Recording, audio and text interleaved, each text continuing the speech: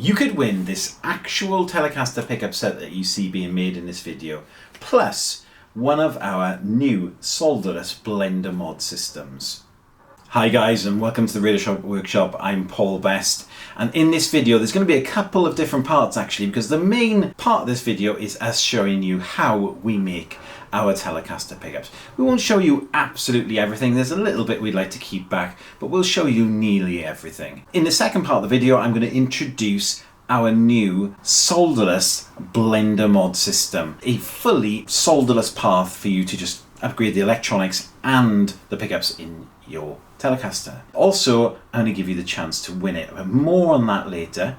But for now, I'm going to show you us making a Telecaster pickup set, and it's going to be serial number 3317, one of our pure 60s Telecaster pickup sets. So without any further ado, let's get into making the set.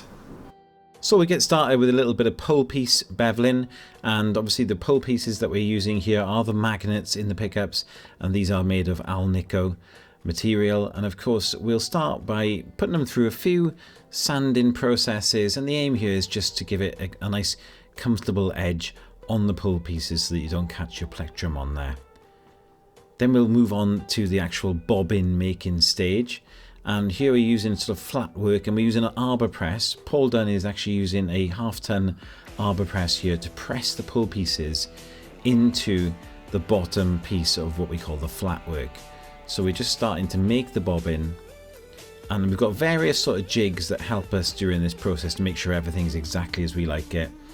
And we're putting the top piece of the bobbin material on, and there's a lot of things to get right here. We've got to make sure it's a nice solidly made bobbin, and also that the spacings are correct and everything like that. So there's quite a bit has gone into the thought processes behind this, and we're just getting everything looking good. And there you can see the bridge pickup is done, and it's a very similar job. There is the neck one, and we're on to then the next process, which is nitrocellulose dipping. And as well as being a traditional process, it is something which seals the pickup and also just prevents any shorting out of the copper wire against the magnets in the future.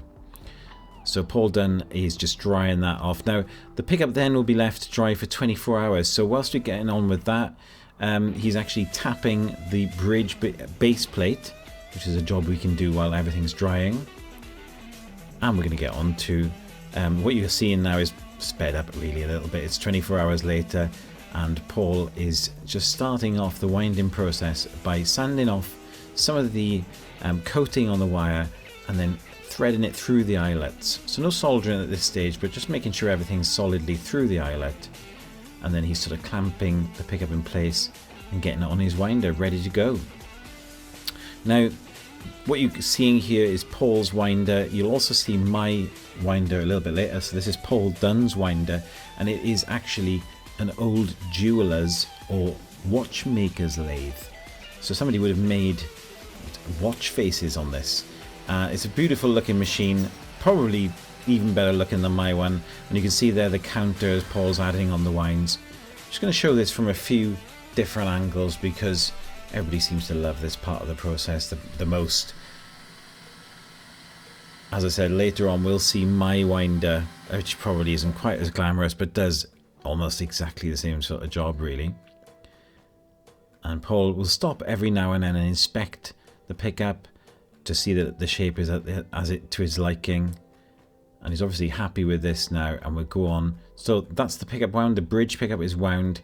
Again, he's sanding off some of the coating on the wire before threading through on the eyelets, and that pickup is then ready to go on to the next stage. But of course we've got the neck pickup to work on, and that will be at my workshop. So there's Paul Dunn's workshop and there's my one, and I'm going to do the neck here in my one. So there's a couple of winds that I've put on the pickup, and you can see that my pickup winder has a slightly different appearance. It's probably a lot simpler winder, but it does a very similar job. And there I've got my limiter, making sure that I don't go over, and there's the pickup done. And we have both bobbins wound, and we can go on to the next stage. Now the next stage for me will be the bridge pickup, and actually cotton wrapping of the pickup. This is one of the hardest things I can actually show you. So it's really hard to do and film at the same time. So excuse me for going in and out of focus, but I've done the best I could here. And as you can see, I'm just wrapping some cotton around the pickup, and this, once it's been wax potted later, will solidify and become solid as anything, and really will be very protective for the pickup. And I'm just tucking in the last bits of the cotton with a toothpick, making sure any straggly bits are nicely tucked in. And as you can see there, the pickup looks great, and we're on to the last few stages here. So I've got the base plate. Before gluing that on, I'm going to just label that up. And as I said, this is going to be 3317, serial number 3317. Here's the bridge pickup. It's got a sticker on there, and you can see that it's been labelled up as a pure 60s bridge pickup.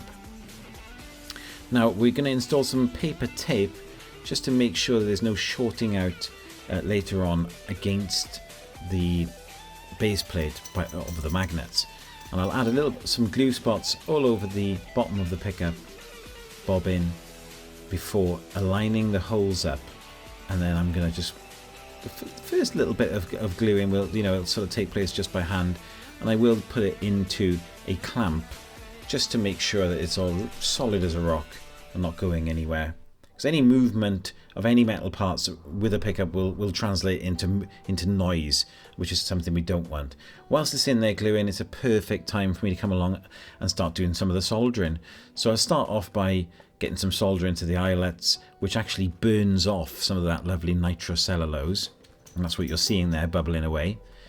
And then I will take the vintage cloth hookup wire and just solder those in place. The white is the start, or the hot, and obviously the black is the ground and the finish, and that will also be soldered to the base plate. Now this is really hard to do, but the best place to do it is in that little corner where there's less dissipation of heat, and as you can see there, it's now being ground to the underside of the pickup.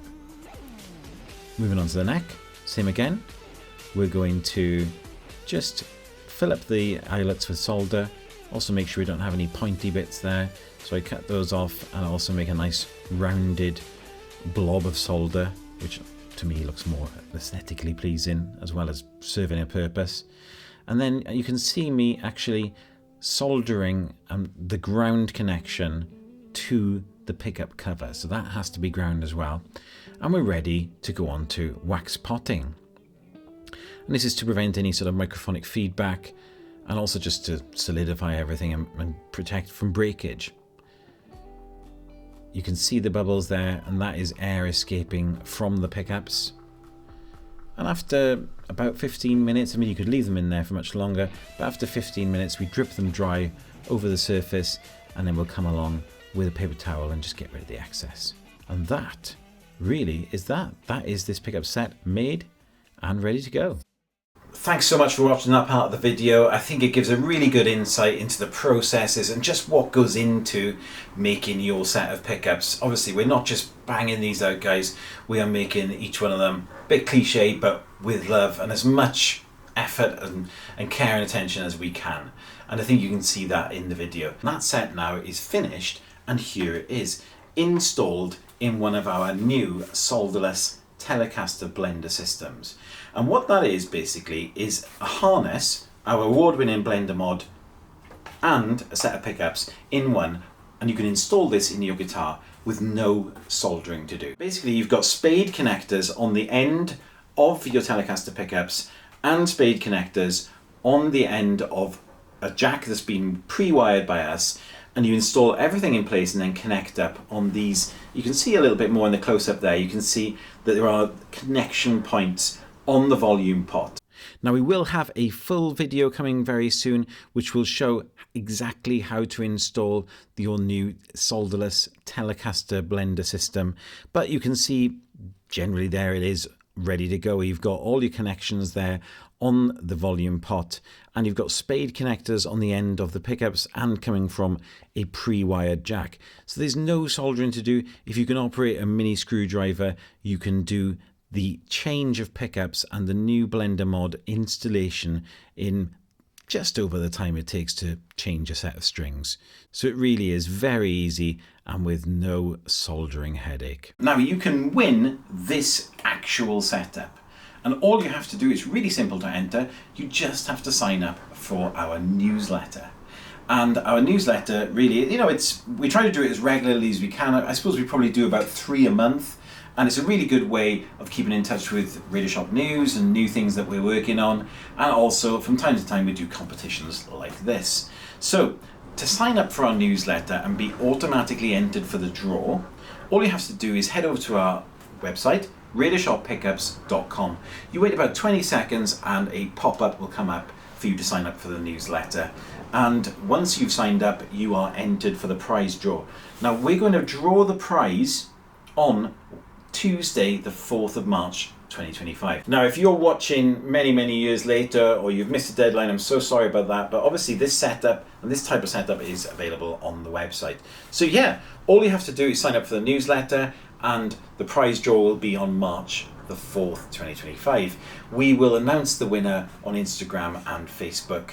So keep your eyes on there. And if you haven't followed us on that, get over and have a look and then you'll be the first to know. Just to jog your memory on the Blender mod, what it basically does is you've got your 3-way switches normal, then you've got your volume, then you've got your master tone, and then you've got control over basically both pickups' volume. Sometimes I'm playing the Telecaster and I'm on the neck and I just think I want a little bit of bridge. So what you do is, when it's on 12, or when it's on 10 rather, it does absolutely nothing. So it's removed from the circuit, but as you dial it down, it starts to add, say, the bridge pickup to the neck pickup as much as you like. And then vice versa, when you're in the bridge position, on 10 does nothing, as you dial it down adds as much of the neck pickup as you like. And it's really versatile. One thing you can actually do with it, which is kind of a little bit of a surprise, which I hadn't envisaged, put it on 0, and basically in all 3 positions it's the middle sound, so it is completely, both pickups on completely. Dial it down a little bit and it's like you've got a little bit of variation on the middle pickup sound. So you've almost got like 3 middle sounds. You've got one which is, the middle but slightly skewed towards the neck, and then you've got one which is the middle but slightly skewed towards the bridge. So there's a lot of versatility and a lot of playing around that you can do with the Blender mod. But that's it, guys. Thank you so much for watching the video. I hope you enjoyed seeing how we make our pickups, and I hope you enter the competition. Good luck to all of you, and thanks for watching, and we'll see you in the next video.